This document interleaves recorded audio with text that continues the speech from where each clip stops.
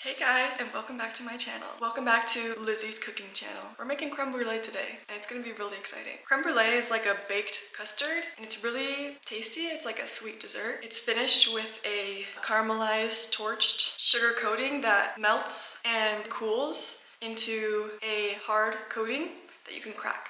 If you've ever seen Emily in Paris, Pierre is cracking creme brulees when he's depressed. He has that big tray of multiple little ramekins. He has multiple ramekins and he's just cracking those creme brulees, and that's what we're making today. I don't actually have a torch or any ramekins, so I'm making them with an oven, a broiler, and one big pan, one big pie pan. So I do have everything out already. Besides the heavy cream, I do have everything out already. An egg, 4 egg yolks, half a cup of sugar. We have this tablespoon of orange liquor. We have our vanilla bean pod. We are using a vanilla bean pod. And we have some salt.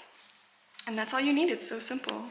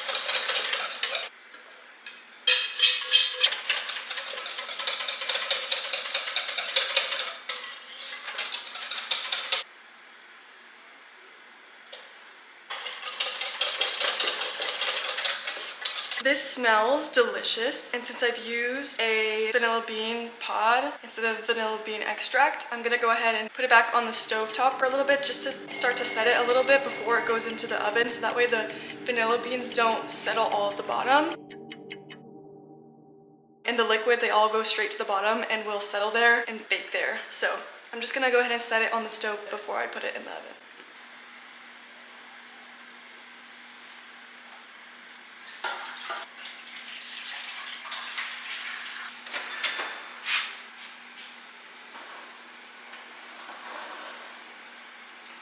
She cooks for 50 to 60 minutes. My camera's about to die. I've just taken my creme brulee out of the oven. It kind of had like a setting problem, so I'm kind of just hoping for the best. I used this recipe last time and it worked perfectly fine. It's just a little bit on the jiggly side. It's been 20 minutes extra that I've been baking it in the oven, and I just don't want to do it anymore and curdle those eggs. It's a little bit browned on the top, but I'm hoping that it'll still come out. Here's what it looks like. It looks so cute. I'm gonna take her out of the bain-marie and let her set on the table for a little while until she's nice and cool, and then you actually wrap her up and you put her in the refrigerator. Technically, you can put her in the refrigerator for 4 hours. She needs at least 2 to 4 hours, but overnight is recommended. So we're gonna go ahead and let her cool on the counter until she's ready to go be wrapped and be placed into the refrigerator. We'll be seeing you guys tomorrow to do the fun sugar melting and sugar crust cracking and taste testing. Cute. She's so cute back there. She is a little bit brown, like I said, but she's so cute. Plus the sugar covers it, so who cares? And she's a little jiggly. Who cares?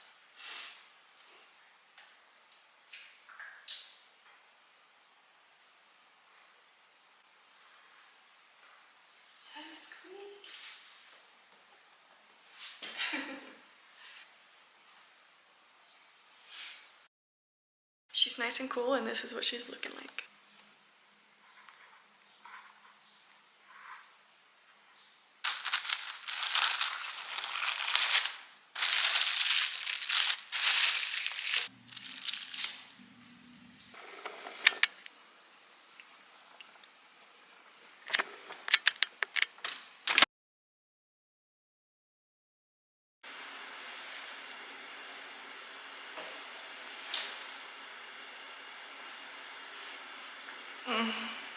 She smells so good. She's ready for her sugar coating. Okay, so the difference about this one that we're about to do is that we do not have a blowtorch. I told you guys we don't have ramekins or a blowtorch, so we're gonna use a broiler instead. So we're gonna dust her with her top coat of sugar, and then we're gonna broil her until she's nice and melty. I have about 4 tablespoons of sugar right here. I'm gonna use up to all of it.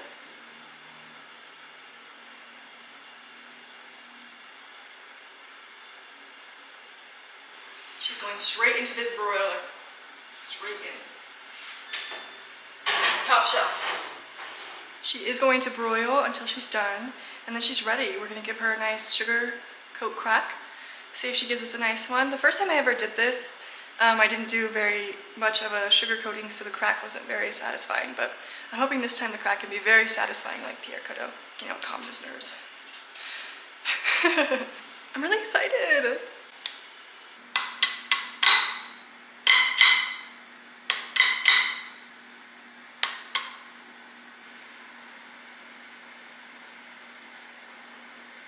I should probably let it cool just a little bit longer. Here's our taste test.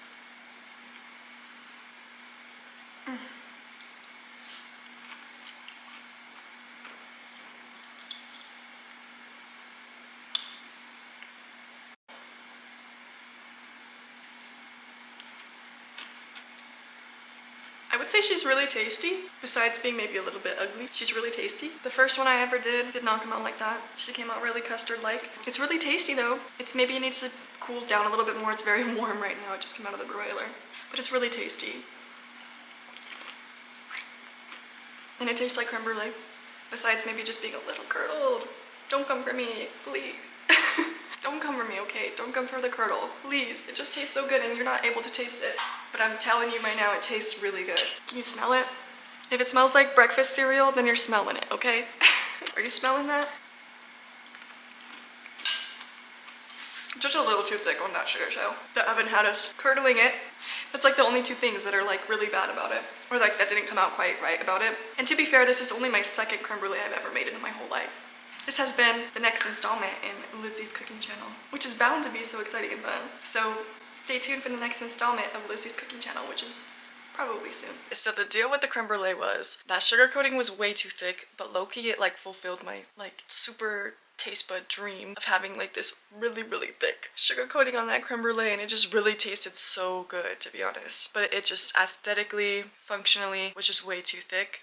Even though it tasted really freaking good and gave that really good crunch in your mouth. Like, it was so good. The creme brulee curdled, I'm pretty sure, because of the fact that I put the creme brulee back on the stovetop and thickened it up a little bit before I put it in the oven. And no matter how many internet forums tell you that that is a good method for suspending those vanilla beans, it's not a good method for suspending those vanilla beans, because I think it will definitely make your creme brulee curdle if you put your creme brulee back on the stovetop before you put it in the oven. Supposedly it's okay to have all your vanilla beans sink to the bottom and have them come out all on the bottom. Professional fine dining restaurants will have vanilla beans that sink all the way to the bottom in their creme brulees. So I might be okay with it, but I read another method and I'm not sure if I should even deter from the path at all anymore, so I don't curdle my creme brulee anymore. Like I said, the very first one I ever did was really good. It came out so good, so texture friendly, so texture success, so texture good. But I saw maybe you can cool them. You can maybe cool it down to suspend those vanilla beans in the creme brulee. I don't know, I just don't really like the aesthetics of the vanilla beans all at the bottom. So if there is a method to suspend those vanilla beans that doesn't curdle, your creme brulee, please let me know, please, because I will try it, like for real. I was reading another method that said you could maybe cool it down and have it set a little bit before you put it into the oven. After you've mixed the cream into the custard, and then you put it in your ramekins, you sieve it into your ramekins, you have them cool in like an ice bath maybe before you even put it in the oven, and that was another method that I was reading. The method to get your custard to start setting on the stovetop, I think, is just no good. I think you're gonna end up with a curdled creme brulee, so don't try that one. In terms of this video, if you're watching this video and you saw what I just did, don't do that. Just put it right into the oven afterwards. Don't even worry about those vanilla beans settling at the bottom, because apparently the finest chefs do that too. So, you know, but it tasted, oh my god. Boy, did it taste so fucking good, guys. So fucking good. I ate it to the last drop.